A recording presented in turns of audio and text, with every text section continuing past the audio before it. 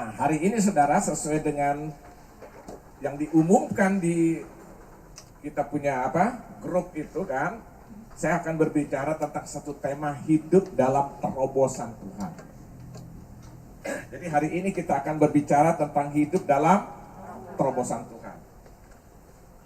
Nah, tapi sebelumnya biasa, saya akan ajak saudara mengungkapkan tema yang Tuhan berikan bagi saya, khususnya untuk GBI Gerak Sukacita tahun 2022 ini. Ya, tema besar kita, karena sebelum kita mendengar firman Tuhan, saya ajak kita sama-sama mengungkapkan atau menyebutnya. Jadi begini, kalau saya sebut 2022, saudara bilang apa? Tahun kemuliaan bagi roh yang menyala-nyala ya. Saudara, saya mau ungkapkan ini, saudara sebutkan itu. Saudara tahu, propaganda itu kata-kata yang jelek, yang negatif, mencuci otak, diulang-ulang itu menjadi satu kebenaran. Setuju? Nah, kenapa kebenaran kita tidak mau berulang-ulang? Saudara lihat, sekarang lihat berita di YouTube, berita hoax segala macam ya kan? Ya kan? Dijelek, hal-hal yang jelek diulang-ulang itu jadi kebenaran. Makanya saudara lihat pada zaman Perang Dunia Kedua kan Hitler mengungkapkan kata-kata propagandanya kan, itu mencuci otak saudara, diulang-ulang. Nah, itu sebabnya saya ajak kita setiap sebelum firman Tuhan kita ungkapkan kata-kata ini. 2022 tahun kemuliaan Tuhan bagi roh yang menyala-nyala. Satu kali lagi, 2022 tahun kemuliaan Tuhan bagi roh yang menyala-nyala. Saya juga kaget, saya dengar dari Pak Roni, Harry maksud saya, rupanya tema Glow juga ya, tema besarnya tahun kemuliaan lah, saudara bisa sama. Jadi saya percaya ini tahun kemuliaan Tuhan, tapi ada catatan, itu hanya roh yang menyala-nyala. Artinya serius, sungguh-sungguh dalam Tuhan. Kemarin saya sudah bahas tentang jangan hidup suam-suam kuku.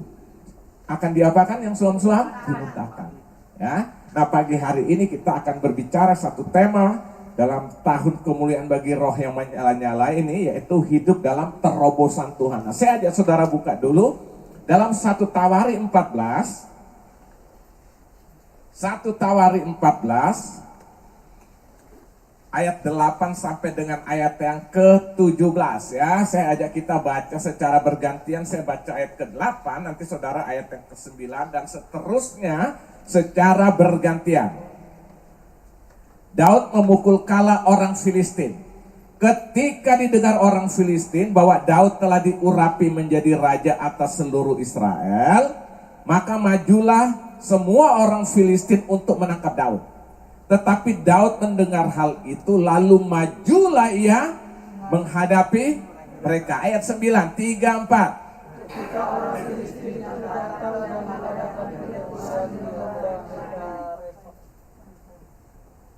bertanyalah Daud kepada Allah, apakah aku harus maju melawan orang Filistin itu dan akan kuserahkan mereka ke dalam tanganku? Akan kau serahkanlah mereka ke dalam tanganku? Tuhan menjawab, majulah, aku akan menyerahkan mereka ke dalam tanganmu. Ayat 11. Lalu majulah ia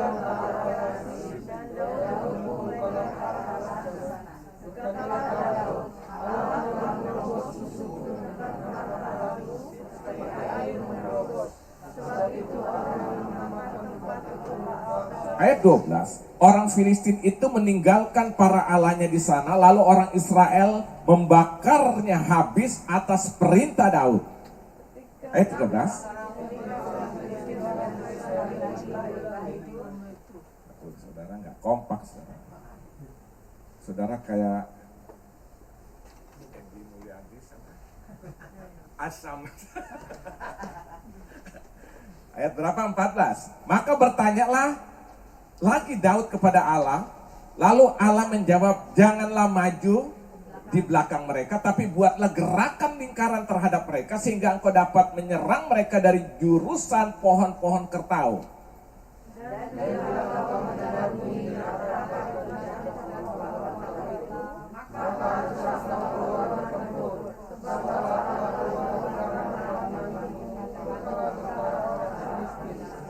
Ayat 16, dan Daud berbuat seperti yang diperintahkan Allah kepadanya, maka mereka memukul kala tentara orang Filistin mulai dari Gibeon sampai Gezer. Ayat 17, Lalu termasyhurlah nama Daud di segala negeri, dan Tuhan mendatangkan rasa takut kepadanya atas segala bangsa.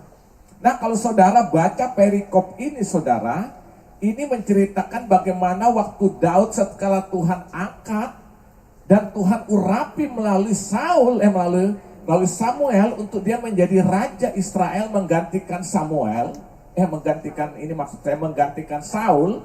Waktu itu ya Tuhan utus nabinya, yaitu nabi siapa? Samuel, untuk mengurapi supaya Daud menjadi raja, dan akhirnya Daud menjadilah seorang raja yang memimpin bangsa Israel. Tapi apa yang terjadi? Waktu orang Filistin ini sudah mendengar Daud sudah diangkat menjadi raja, ternyata orang Filistin ini tidak senang dan dia ingin menghancurkan bangsa Israel, termasuk secara khusus ingin menghancurkan kehidupan Daud. Maka mereka menyerang. Karena memang antara Israel pada konteks zaman itu dengan orang Filistin itu musuh bebuyutan, saudara. Tidak pernah kompak nih, saudara. Maka saudara ingat bagaimana waktu Saul menjadi raja diserang juga enggak? Sama seorang pasukan yang sangat luar biasa bernama siapa? Goliat. Akhirnya Daud juga yang maju melawannya. Meskipun saat itu dia masih seorang gembala, saudara. Nah, jadi saudara lihat, begitu dia mendengar bahwa ternyata si Daud sudah menjadi raja, orang Filistin itu coba menghancurkan Daud dan seluruh kerajaan yang dipimpinnya.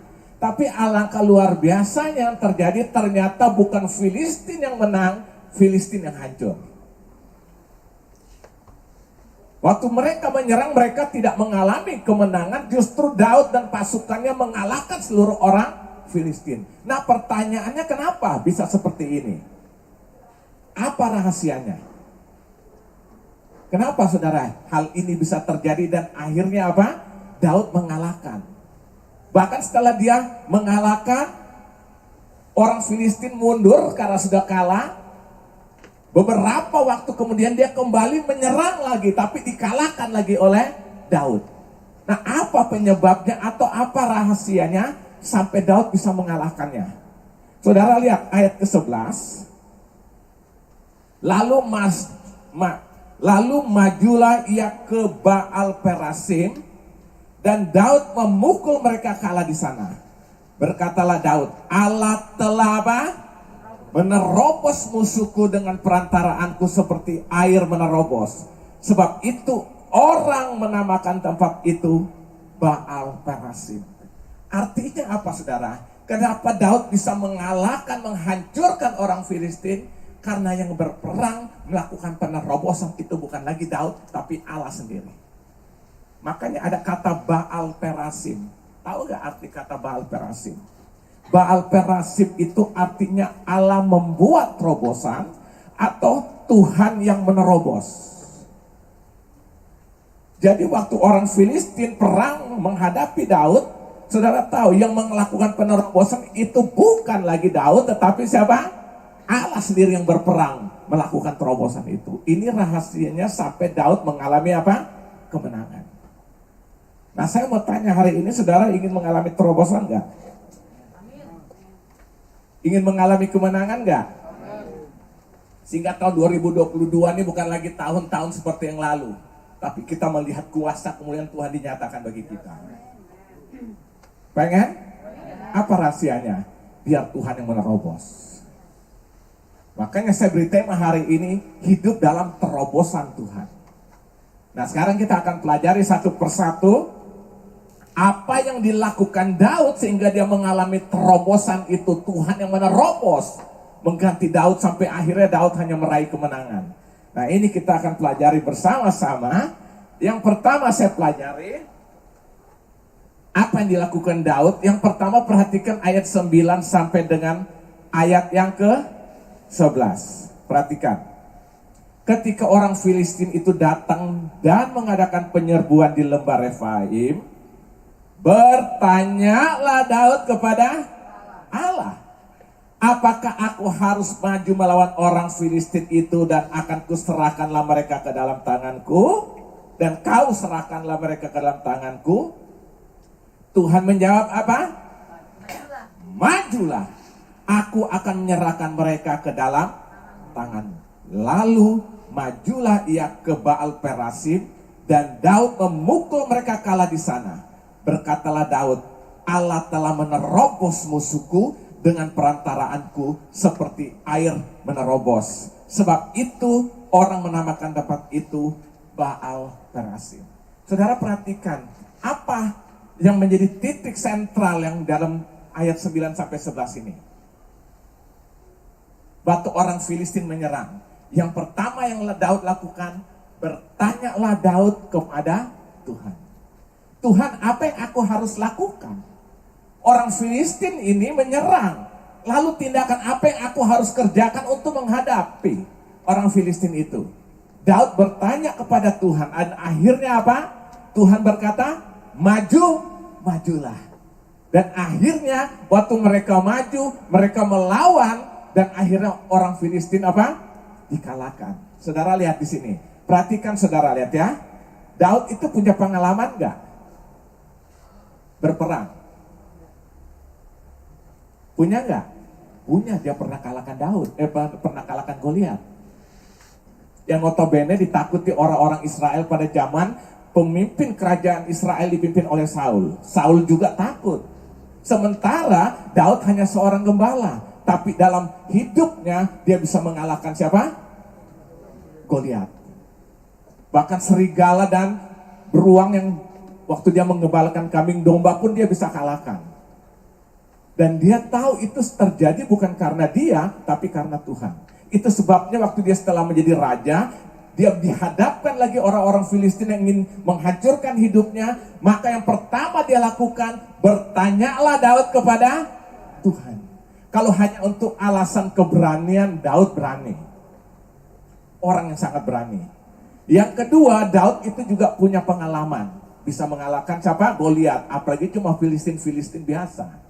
Tapi ternyata yang dia lakukan, dia bukan mengandalkan pengalaman dan keberanian saja, tapi selalu apa? Bertanya kepada Allah. Saudara lihat, dia punya pengalaman, pernah juga berperang melawan orang Amalek, dikalahkan semua. Tapi satu hal saudara perhatikan dalam perjalanan hidupnya Daud, selalu setiap dia ingin bertindak, melakukan sesuatu, pasti dia tanya Allah. Pasti dia bertanya kepada siapa? Kepada Tuhan. Ini alasan kenapa Daud selalu mengalami terobosan. Nah, pagi hari ini satu penerapan dalam kehidupan kita, saudara. Kita perlu menanya Tuhan dalam setiap apapun yang ingin kita lakukan. Amin. Setiap kita ingin melangkah, kita ingin melakukan sesuatu, saudara, kita selalu tanya Tuhan, kita selalu libatkan Tuhan, ya kan? Supaya apa? Kita akan lihat terobosan Tuhan akan terjadi. Jadi setiap ingin melangkah, mengambil keputusan, coba belajar selalu tanya Tuhan. Kita enggak kan? Ajar dulu. Nanti kalau sudah gagal, baru datang kepada Tuhan. Terbalik saudara. Harusnya datang, tanya dulu. Saudara akan lihat kemuliaan Tuhan dinyatakan. Ini dilakukan oleh seorang raja yang bernama Daud. Kalau hanya untuk alasan kekuatan, dia punya pasukan. Dia bisa dong hadapi. Dia punya pengalaman.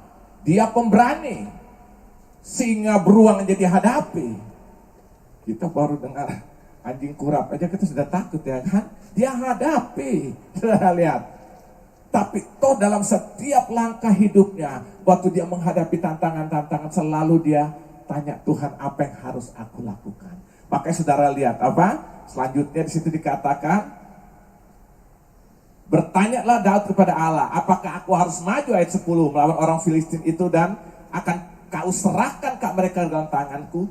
Tuhan menjawab, majulah, aku akan menyerahkan mereka ke dalam tanganmu. Lalu mereka maju dan akhirnya mereka mengalami kemenangan. Ini yang saya beri nama terobosan. Jadi yang pertama, hidup kita, apapun yang ingin kita kerjakan, belajar tanya Tuhan. Karena apa kita anggap baik, belum tentu bagi Tuhan baik. Tapi kalau yang bagi Tuhan baik, pasti bagi kita yang terbaik. Setuju? Dengar yang muda-muda nih. Mau kawin, tanya Tuhan. cari jodoh tanya Tuhan. Sebab saya selalu bilang, orang kalau lagi pacaran buka mata lebar-lebar yang muda-muda. Tapi kalau sudah nikah tutup mata rapat-rapat. Karena kita nggak ada kedua, ketiga, keempat ya kan. Alkitab bilang kecuali maut yang memisahkan. Atau apa lagi, termasuk kita hamba-hamba Tuhan apa yang muda-muda. Ingin lakukan apa-apa tanya Tuhan. Jadi tidak coba-coba gitu loh. Kepastian dalam Tuhan itu. Sehingga terobosan itu kita alami. Jadi yang pertama saudara, apa yang kita pelajari dari Daud ini, Daud selalu bertanya kepada Tuhan. Hari ini kalau kita ingin 2022 kita mengalami terobosan, selalu bertanya kepada Tuhan. Siap? Amin? Ini yang pertama. Yang kedua kita lihat. Yang kedua saya pelajari Alkitab. Apa yang Daud lakukan? Yang kedua, Daud selalu menyenangkan hati Tuhan.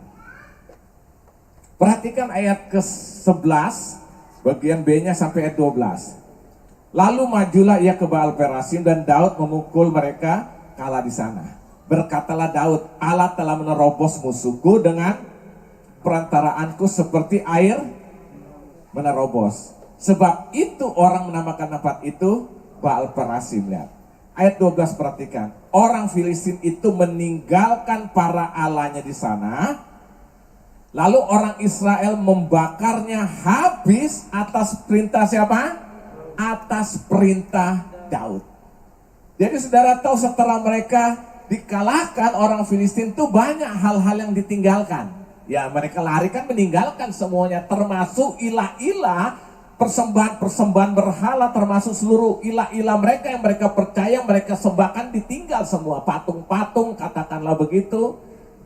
Atau apapun, mereka tinggalkan semuanya di situ.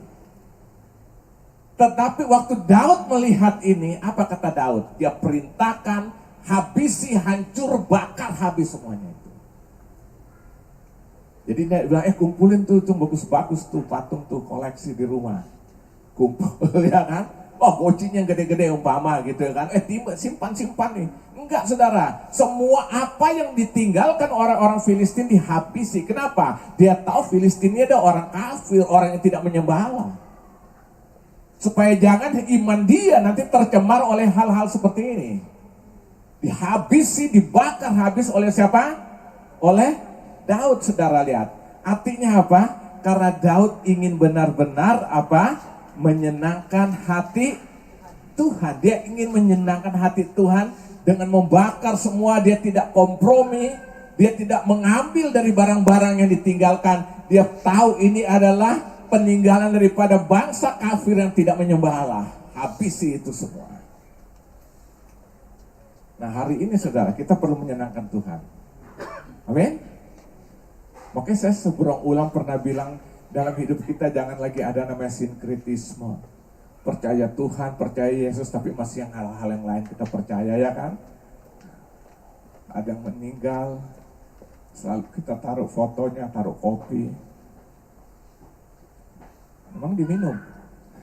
Habis enggak? Wah kurang, itu kan penguapan terjadi. Kalau kayak gitu apa bedanya dengan sekarang tuh, boneka apa tuh? Boneka arwah ya kan? Orang piara kan aneh-aneh saudara. Hati-hati saudara, kita cuma satu yang kita percaya, Tuhan di dalam nama Yesus. Amin. Kita tinggalkan semua untuk menyenangkan hati Tuhan saudara. Kita harus lakukan apa yang Tuhan mau. Mungkin saudara bertanya pada pagi hari ini, bagaimana dong agar aku dapat menyenangkan hatinya Tuhan? Nah saya berikan ada beberapa hal, tentu banyak. Yang pertama, saudara, untuk menyenangkan hati Tuhan yang pertama, sungguh-sungguh beriman hanya kepada Tuhan Yesus. Saat saudara beriman, sungguh-sungguh ini menyenangkan Tuhan. Makanya dalam Ibrani 11 ayat 6, tanpa iman tidak seorang berkenan kepada Allah. Jadi kalau ingin berkenan kepada Allah, beriman sungguh-sungguh. Daud ini salah satu dari 3 orang yang berkenan di hati Allah adalah Daud. Kenapa? Dia selalu ingin menyenangkan hati Tuhan. Dia tahu berhala-berhala tinggal kalau aku ambil ini membuat menyakitkan hati Tuhan, lebih baik aku habisi semua. Saudara, yang pertama menyenangkan hati Tuhan dalam praktek kita, kita dapat menerapkan dalam hidup kita. Pertama, Beriman sungguh-sungguh kepada siapa? Pada Tuhan. Yang kedua, taat kepada firman Tuhan atau lakukanlah firman Tuhan. Makanya surat Yakobus berkata, Yakobus 2:17 kan, iman tanpa perbuatan adalah kosong, adalah mati. Jadi setelah beriman, lakukan apa? Firman Tuhan, perintah Tuhan yang Tuhan suruh. Amin. Ini yang kedua. Yang ketiga, selalu memuji Tuhan, bukan bersungut. Selalu memuji Tuhan, selalu bersyukur, bukan bersungut-sungut. Jadi saudara tahu, waktu saudara memuji Tuhan, itu menyenangkan. Saudara lihat, Daud itulah penulis Mazmur terbesar. Dari 150 kitab Mazmur, penulis terbesar itu sebagian besar ditulis oleh Daud. Mazmur itu dinyanyikan. Jadi saya sering kali waktu baca kitab Mazmur, saya merenungkan begini saudara, dia kan mengembalakan kambing domba. Mungkin dia bawa kecapinya atau gambusnya itu, dia selempangkan mungkin ke belakang ini kan, kayak biasa kan, orang pegang gitar kan, misalnya main keyboard. Ini dalam hayalan saya dia mungkin taruh situ di depannya ini ketepelnya, itu loh, alih-alih dia gantung. Dia mengembalakan kambing domba. Sampai waktu kambing domba sedang makan rumput, dia cari mungkin satu pohon yang agak bisa meneduh, di situ dia berteduh diri. Lalu apa? Mungkin dia lepaskan dia punya gambus, mulai dia memuji, menyembah Tuhan.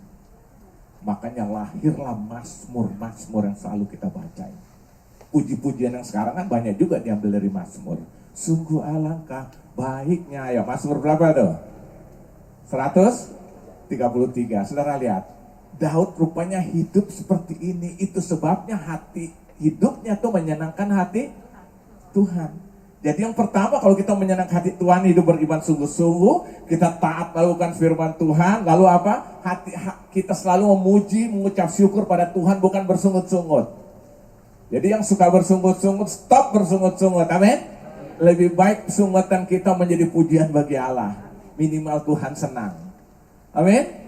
Kalau Tuhan senang ya, saudara menyenangkan hati seseorang aja, minta apa ya dikasih kok. Apa itu menyenangkan hati Tuhan. Amin. Saudara senangin aja. Saudara sebagai karyawan, saudara punya prestasi kerja yang luar biasa. Saudara bertanggung jawab, tepat waktu semua. Bos bisa hitung kok itu. Karena menyenangkan, bos nggak hitung-hitungan lagi dengan kita. Tapi coba kalau enggak. Bos, minta bonus ini kan mau Imlek. Gue nggak tahu lagi COVID begini, ya kan? Saudara, tapi coba kalau menyenangkan hati Tuhan, usah minta aja dia bisa beri kok. Amin? Nah, saudara coba bayangkan itu ya. Nah, yang keempat, mungkin prakteknya untuk kita praktekkan bagaimana untuk menyenangkan hati Tuhan. Yang keempat, selalu membangun persekutuan, hubungan, keintiman, komunikasi dengan Tuhan. Waktu kita membangun hubungan, komunikasi selalu ada, kita bangun dengan Tuhan, ya kan? Ya mungkin kita sekarang lebih sebut dengan doa, selalu ada kehidupan doa yang kita naikkan setiap hari bagi Tuhan. Itu senang menyenangkan hati Tuhan. Amin? Nah, jadi saudara lihat sini ya. Jadi yang kedua, apa yang dilakukan oleh Daud? Daud selalu menyenangkan hati Tuhan. Hari ini kita juga harus menyenangkan hati Tuhan. Supaya terobosan itu kita alami. Yang pertama, beriman sungguh-sungguh. Yang kedua apa? Melakukan seluruh perintah Tuhan, firman Tuhan dalam ketaatan. Bukan suka tidak suka, mengerti tidak mengerti, lakukan saja. Sebab di balik setiap apa yang kita lakukan ketaatan itu pasti ada berkat. Nuh diselamatkan nggak dengan keluarganya? Ada bayar harga yang dia bayar nggak sebagai sebuah ketaatan? Membangun bahtera. Saudara tahu waktu dia bangun itu ditertawakan orang pada zaman itu. Orang belum pernah mengenal namanya bangun, namanya bahtera. Katakan yang sekarang kita sebut kapal lah gitu dalam bahasa gampangnya. Gak ada yang tahu pada zaman itu. Tuhan perintahkan Nuh, engkau bangun sebuah bangunan, katakan bahtera, ya kan? Nuh gak ngerti. Tuhan pimpin, ambil kayu gofir, ukur 300 hasta panjangnya. Lebarnya sekian, tingginya sekian, buat menjadi 3 tingkat. Setelah selesai, kumpulin tuh binatang-binatang sepasang-sepasang, bawa masuk semua. Dia lakukan. Dan dibangunnya bukan di pinggir danau atau pantai, saudara, bukan. Di daerah daratan yang lebih tinggi. Sampai orang-orang pikir jangan-jangan Nuh ini sudah mengalami gangguan. Apa yang dia lakukan? Dia lakukan untuk menyenangkan Tuhan dalam ketaatan.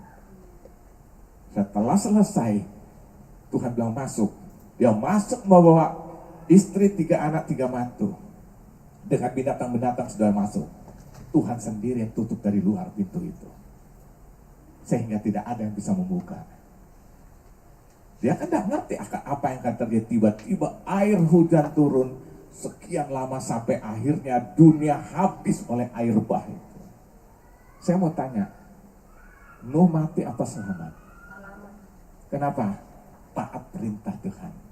Di balik setiap taat perintah Tuhan, karena kita ingin menyenangkan hati Tuhan, ada berkat yang Tuhan sediakan. Ini yang saya beri nama terobosan Tuhan terjadi. Amin? Ayo saudara, yang kedua, apa yang kita pelajari dari Daud ini? Yang pertama, dia selalu bertanya Tuhan. Yang kedua, dia selalu menyenangkan hati Tuhan. Nah, hari ini kita mau menyenangkan hati Tuhan. Siap? Supaya tahun 2022 ini bukan jadi slogan-slogan kosong. Kita setiap minggu bilang 2022 tahun kemuliaan, ya kan? Bagi roh menyala. Tapi kita alami, saudara. Dosa pusing tentang keadaan dunia, hidup kita bukan dari dunia. Dunia musuh kita. Yesus bilang, sebelum mereka musuh engkau, dia juga menolak aku.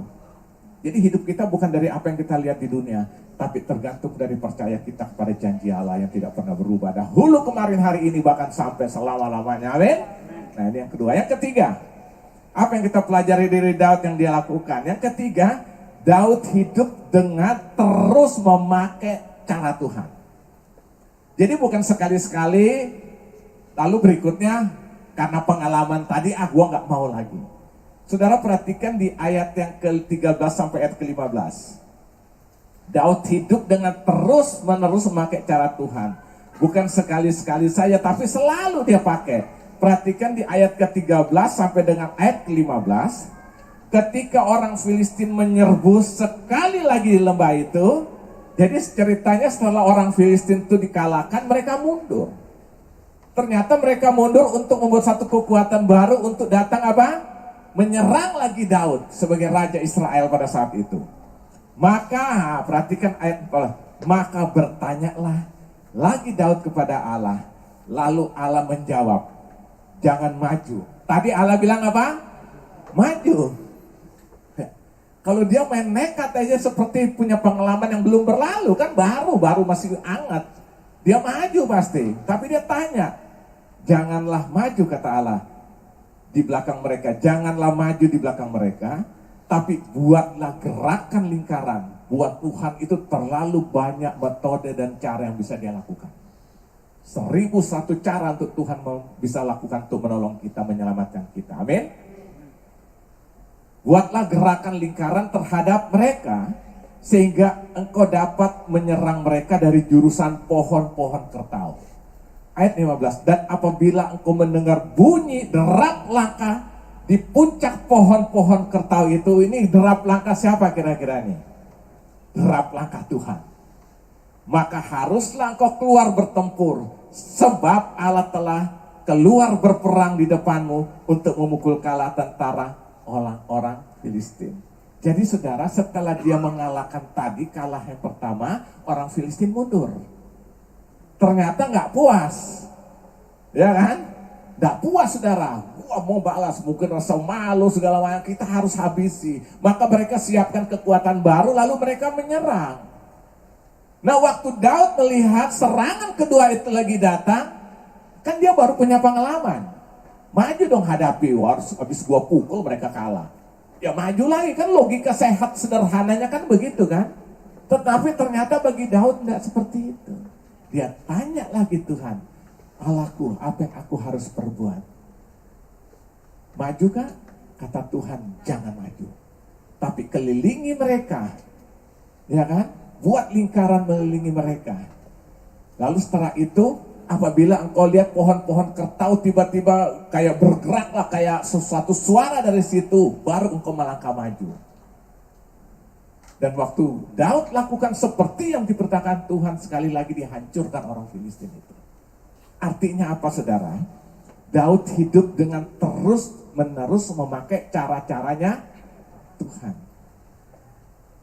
Artinya bukan sekedar kepada pengalaman-pengalaman yang baru dia alami, saudara ya, tapi selalu pakai cara-caranya Tuhan. Akhirnya Allah menjawab dia, jangan lakukan itu, jangan maju, tapi engkau buat lingkaran, mengelilingi itu. Dan engkau tunggu sampai di pohon kertau ada suara yang kayak gemerisik lah gitu, maka majulah engkau. Tuhan perintah. Artinya apa? Itu menandakan Tuhan sudah ada di depan mereka untuk siap berperang ganti Daud dan pasukannya. Terobosan terjadi. Amin. Jadi saudara, kita lihat ini satu pelajaran buat kita, saudara. Kita harus terus menerus tanya Tuhan. Kadang-kadang kita terlalu pakai banyak akal-akalan gitu loh. Jujur saya mau katakan ini. Termasuk kita hamba-hamba Tuhan yang masih muda-muda. Kadang-kadang akal-akalan kita. Saya sampai pernah bilang dengan seorang pendeta yang masih muda baru. Saya bilang, kamu sudah ambil keputusan untuk hidup 100% untuk Tuhan, 100%. Jangan pikir yang lain-lain. Itu namanya kita tidak berani bahasa-bahasa sekali. Ini yang namanya suam-suam nih. Kadang-kadang kita punya masalah dong pasti. Ekonomi jadi masalah nggak kadang-kadang? Siapa yang tidak punya masalah dengan masalah keuangan? Semua orang pernah mengalami. Saya sampai pernah waktu itu bertanya dengan pendeta yang masih sangat muda nih. Saya bilang, kalau menurut ukuran kamu cukup itu apa? Nggak ada batasnya. Benar nggak? Saudara punya uang sekarang 2 juta, saudara bisa rasa cukup atau enggak? Ya tergantung bagaimana sikap kita terhadap uang itu. Kadang-kadang kita karena itu lalu akal-akalan bagaimana gitu loh. Saya ada seorang pendeta, saya tidak lama, tapi pendetanya akhirnya sudah meninggal. Sekarang tinggal istri dan anak mantunya mengembalakan di Jawa Tengah sana. Saya dulu sering diundang pelayanan sana, lalu dia terbuka memang sama saya. Dia ceritakan bagaimana perpuluhan yang dia terima setiap bulan, jemaatnya orang sederhana. Dia bilang, Steph, saya punya perpuluhan setiap bulannya segini untuk membiayai kehidupannya. Saya kasih sekian untuk wakil saya. Juga ada seorang pengerja di situ, seorang pendeta muda, saya juga kasih itu. Saya waktu dengar gitu, dia sebut jumlahnya, kasih ini sekian, tinggal sekian, bagaimana kalau kayak gini cara hidupnya? Sampai hari ini pelayanan tetap berjalan. Dan yang luar biasa, dia bisa punya mobil. Kenapa? Jangan mikirin cara Tuhan. Kalau pakai cara kita pasti kita frustrasi, gagal maning, ya kan? Coba ini gagal, bubar, pindah. Lama-lama akhirnya kita dipermainkan dengan cara-cara aja. Ini saya beri nama hidup dengan cara akalan, saudara. Lihat Daud hidup terus memakai cara-caranya Tuhan. Mengalami keberhasilan nggak? Terobosan terjadi nggak? Ya saudara. Ayo hari ini saudara kita belajar melangkah menjalani hidup ini selalu memakai cara-caranya Tuhan. Apa kita sudah ambil keputusan saya melayani Tuhan, ya udah terserah mau jadi apa. Loh kita ini ditanggung jawab oleh Tuhan loh. Saya waktu pertama kali memberi kehidupan saya ada cuma kebanggaan. Kebanggaan dan rasa kepastian, pasti Tuhan akan berkati saya, pasti Tuhan akan menolong saya. Tahun ini berarti udah berapa tahun ya? Udah termasuk 36 tahun kali ya. Waktu saya beri hidup, saya udah gak mau tahu lagi yang lain. Sampai hari ini. Ya jalani aja. Saudara boleh tanya deh hamba-hamba Tuhan semua yang saudara lihat sekarang luar biasa Tuhan pakai tuh. Akhirnya pikiran kita gak ada lagi di situ gitu loh. Saudara ngerti maksudnya? Kita bisa sama-sama diberkati. Tapi ada orang begitu terima berkat, hatinya pikirannya di situ. Tapi ada ya dapat ya udah gitu loh. Ini yang membedakan. Saya pernah sampaikan satu cerita di sini tentang pendiri GBI. Bapak Pendeta Dr. Hail Senduk. Saya pernah sampaikan kan? Saudara tahu, saudara kalau ulang tahun dikasih apa? Oh kue. Kue. Apa? Yang coklat tuh apa? Black Forest ya. Saudara tahu, apa Tuhan ini kalau ulang tahun dikasih mobil. Dia pernah ngajar saya dosen. Dia dosen kami waktu itu. Tapi mobilnya tuh, tapi dia nggak terikat dengan ini gitu loh. Nah, salah satu gerejanya sekarang itu yang kita kenal di Wahid Hasim. Gembalanya juga ganti-ganti gitu kan. Yang sama-sama dia, apalagi dengan usia akhirnya beliau sudah dipanggil pulang Tuhan. Kadang-kadang kalau datang di seminari saudara, tiba-tiba dengar baju yang penuh urapan itu masuk. Jadi dalam kan kita urapan juga kencang tuh kan. Kaget mahasiswa, kita panggil beliau tuh Om Hong. Tiba-tiba Om Hong keluar dibaca. Kan tinggi kan. Udah, santai aja. Mobilnya banyak gak? Ada beberapa mobil, belum tahu dikasih mobil. Besok lagi tiba-tiba kita lihat taksi, turun lagi. Rupanya saya baru tahu, dia kalau keluar dari rumah, dia lihat kadang-kadang ada mobil, ada tapi nggak ada supir. Atau mobilnya sedang dipakai sama siapa gitu kan. Ya udah, dia suruh orang panggil bajai sana. Artinya apa? Dia nggak pusing-pusing, nggak susah-susah. Saya mau tanya, diberkati nggak? Tapi hati pikirannya nggak untuk itu. Hanya bagaimana aku melebarkan kerajaan Allah di muka bumi. Makanya sampai sekarang gereja ini sudah seluruh dunia GB itu sudah ada. Kita ini termasuk gereja yang 6001 atau 6000 ini terdaftar nih, GBI Gerak Sukacita. Sudah, visi yang Tuhan beri adalah untuk 10.000 gereja. Sekarang sudah di mana-mana GBI Glow aja di beberapa tempat ya kan, sampai luar negeri juga ada, saudara lihat. Artinya apa saudara? Kita lihat, dia hidup hanya untuk Tuhan. Pakai cara-cara Tuhan, bukan akal-akalan, amin? Nah, berkat udah pasti, itu jaminan. Carilah dahulu kerajaan Allah dan segala kebenarannya, semua akan ditambahkan kepadamu, amin? Nah, terobosan ini yang kita akan alami tahun 2022. Waktu kita melakukan seperti apa yang Daud lakukan, amin? Ini yang kedua, hari ini biar kita sungguh-sungguh selalu hidup dengan terus-menerus memakai cara-cara Tuhan. Pasti lebih elegan. Yang terakhir, kita akan lihat yang terakhir. Yang terakhir saya jumpai, Daud taat melakukan sesuai dengan perintah Allah. Dia tidak tambahkan, dia tidak lebihkan, tapi sesuai apa yang Tuhan perintahkan, itu yang dia lakukan.